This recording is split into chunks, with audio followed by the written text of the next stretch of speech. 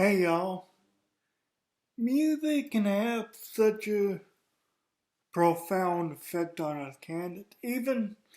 Even non-Christian music, it can it can teach us something.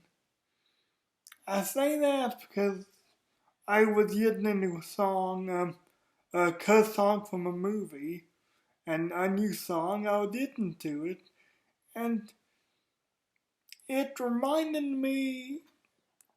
Yeah, like I say, it wasn't the kids to be Christian, but it still reminded me of a simple principle. Just be content. Because if you're not, the alternative is way worse. Now, there's nothing wrong with wanting some things, but I'll get to that in a minute. I'm getting ahead of myself. 2020, we just came off one of the most, well, it is one of the most self time that I can remember. Not one of the most self time in history, probably, but we just came off one of the most selfish and one of the most egotistical, one of the most panicky time for human beings.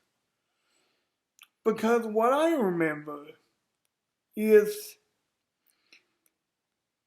hearing that self needed to be restocked with stuff because people were panic buying, and they were buying them because of the virus and because they didn't think that I don't know why, but they didn't think that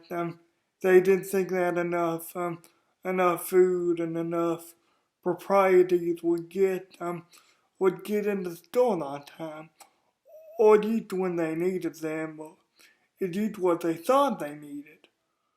So they panic bought. But this lesson is applicable to anybody in any situation. Be content. Because greed, like I said, there's nothing wrong with wanting something. Greed is like a disease, and it's never satisfied. I mean, you've heard the old expression, the grass is always greener. That's a trap. The grass may be greener for a time, but it's only greener because you don't have it. You're looking at it from the outside in, or you're looking at it from the wrong perspective. The grass may be greener, yes, and you may be comfortable in that grass for time until you want something else, and something else, and something else, and so on, so on. I mean, greed is one of the most potent weapons that the devil can use, and he doesn't even have to do much of anything. I mean, it's in human nature to be greedy. I mean, way back to the beginning of time, thinking about Adam and Eve.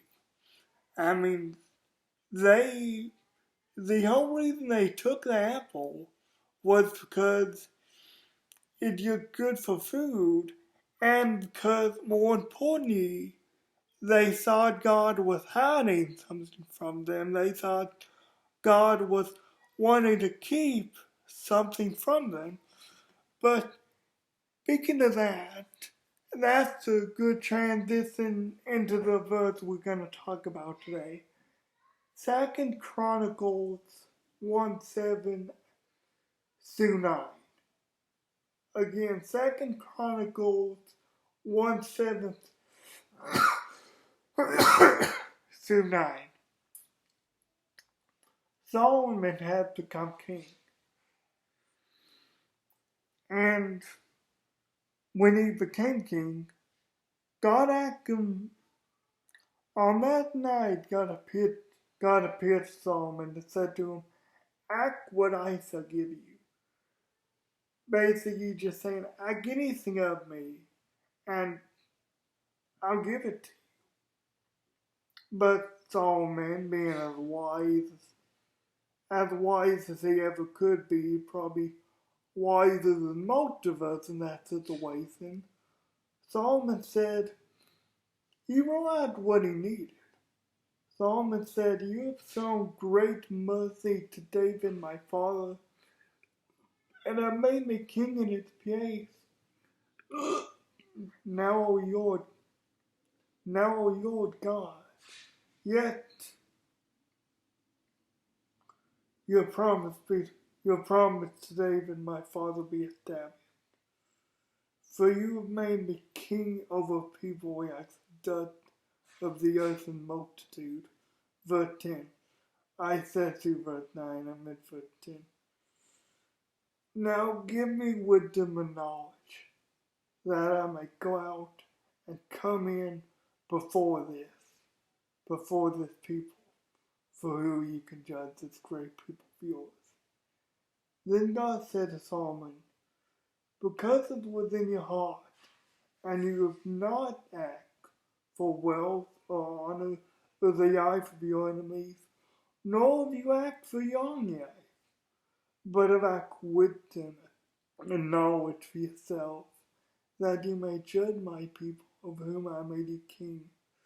Wisdom and knowledge are granted to you, and I'll give you wishes and wealth and honor, such as none of the other kings have had who were before you. Note that when they after you have the like. Yeah, that's some heavy stuff. I mean, and that's true today.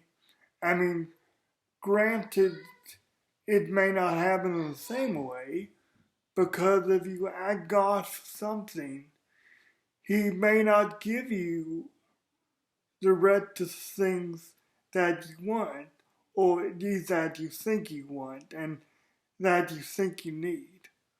But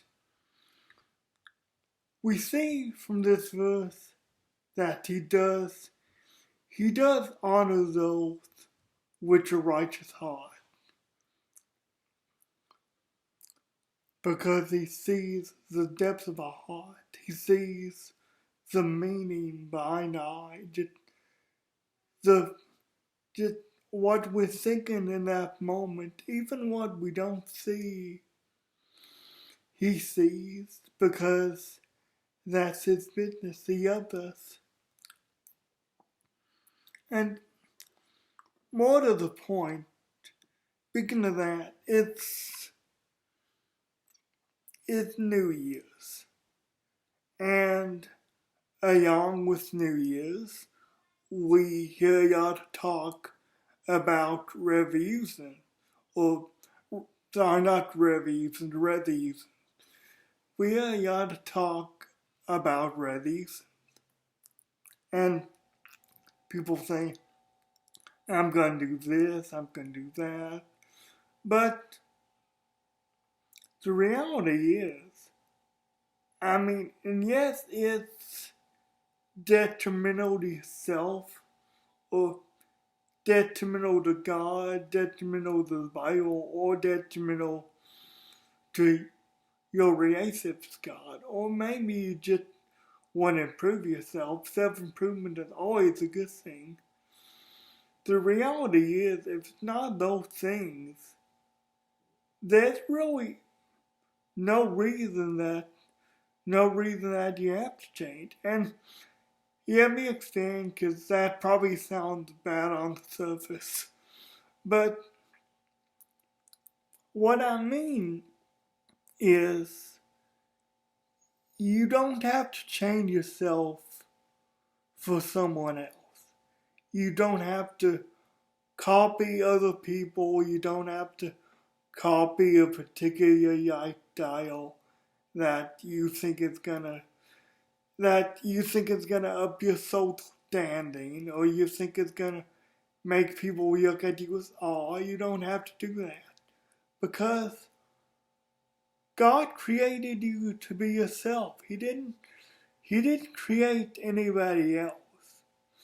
Or he didn't create you to be anybody else. There's always someone that God created to be the person you're trying to imitate better than them. And that's the person you're trying to imitate. God didn't make you to be an imitation of someone else. He made you to be an original. That's very important because of the love God has for you. And if you're humble and real, so to speak, like Solomon was, if you're just real with God, if you're just yourself with Him, if you just open up to Him, then He'll give you what you want. He'll give you more than you want, actually. He'll give you more than you need. He'll give you more than your wildest dreams. Because He honors those who honors Him.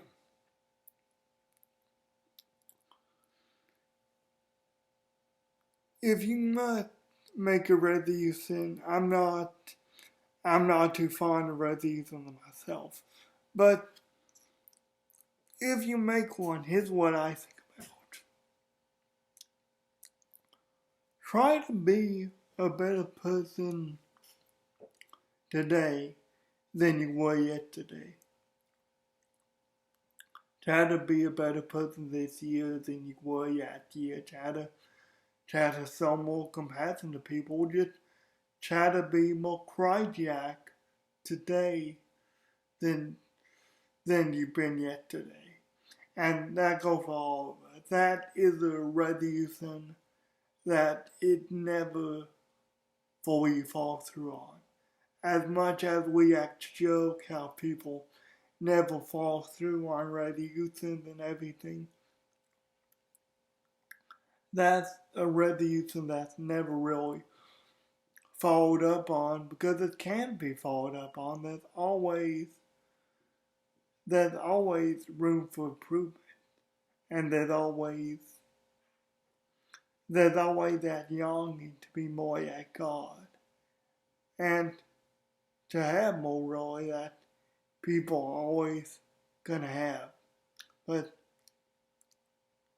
yeah, like I say, if you honor God with where you're at now and what you have, He'll honor you. He may not give you riches, He may not give you wealth, but He may give you a different perspective. He may open your eyes and show you what you can do where you're at right now that can be better than where you want to be. Guys, I love you. God bless you. I'll be praying for you, and I'll see you next week.